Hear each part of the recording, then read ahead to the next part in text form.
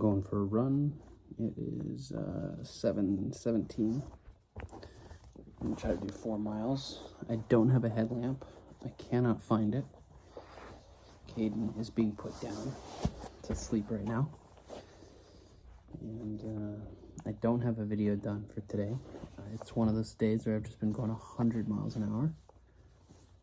So I'm gonna go not 100 miles an hour for a run and probably film like 5 to 10 clips on my phone of shaky cell phone camera footage that's all over the place, and I'm going to edit it together on my phone while I make dinner to like no music, and then I'm gonna upload it, and it's gonna say day whatever day it is, and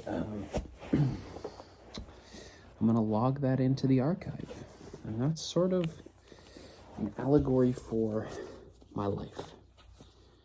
It is a insignificant log into a greater significant cause. That being said, let's get it. Thankfully, it's not raining as hard as I thought it was out here. But the problem is it's so dark. My eyes haven't adjusted. So, Mom, thanks for this, by the way. I forgot that I still had it. I borrowed it from you over the summer, and I haven't used it like at all. I think this might actually be my first time legitimately using it. I put it in my biking backpack, thinking that there's like a night where I was going out late, thinking I might need it on the way back. Never ended up using it. Anyways, I'm using it now, but don't know if you've been looking for it. Happy to return it to you right after this run.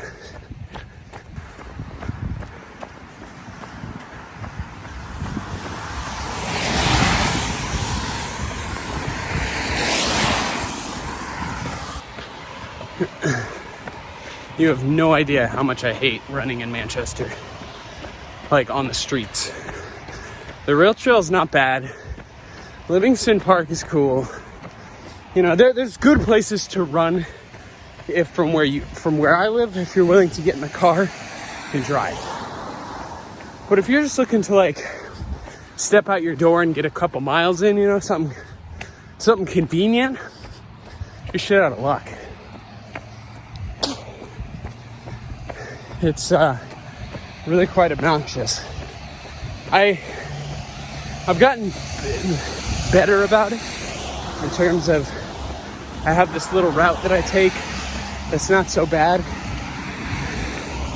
It's a little bit dangerous in the beginning, but you know, once you get to the other side of the river, it's not so bad.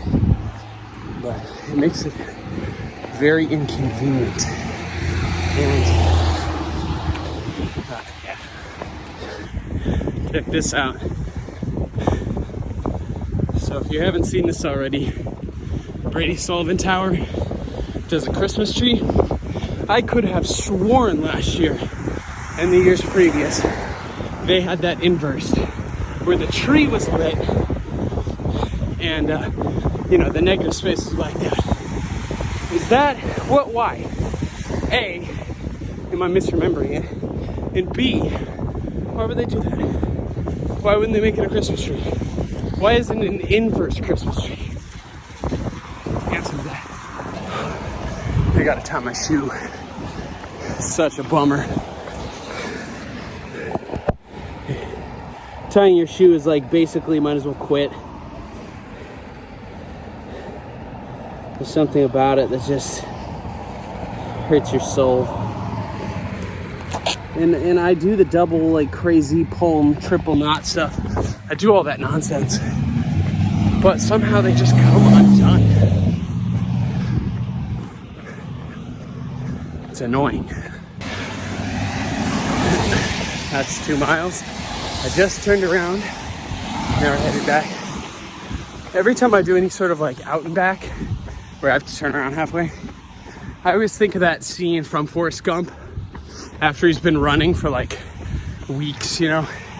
And he just stops and they're like, you know, what happened? And he's like, nothing. I think I'm just gonna go home now.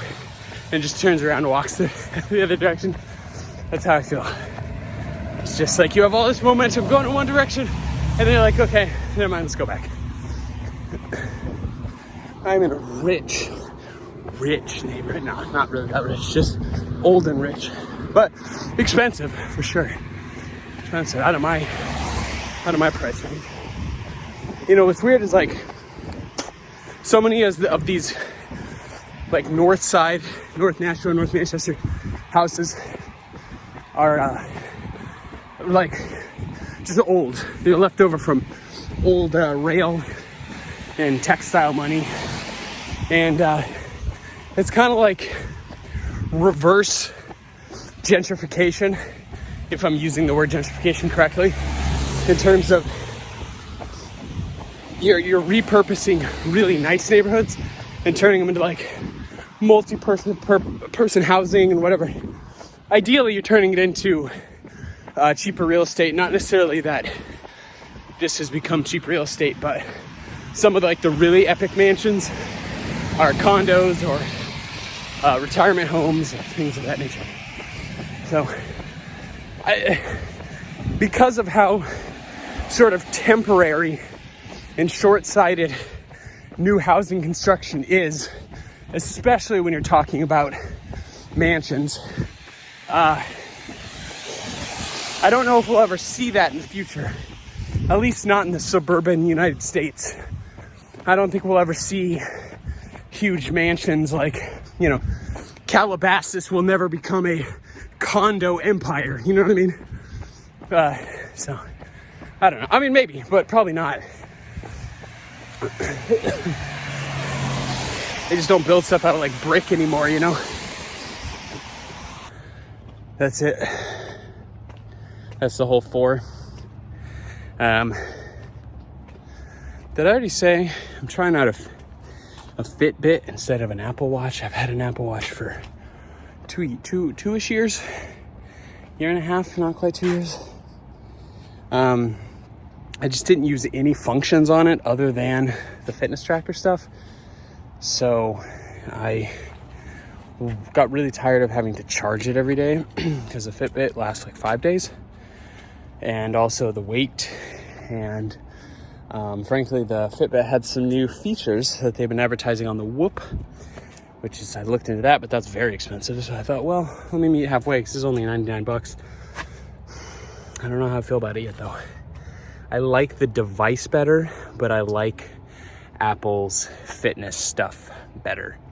The Fitbit just seems generally more geared towards weight loss, while Apple seems a little bit more geared towards just general fitness. So in terms of notifications and stuff, the Fitbit's always just trying to summarize things for you into weight goals. And I mean, I'm not really someone who's trying to lose like scale weight. So anyway, I don't know. It's like, it's not terribly helpful. Anyways, that's it, y'all. At least for the run. Maybe I'll film inside a little bit. But I gotta make some dinner. I'm hungry and it's late. It's bedtime. Bedtime for Bonzo.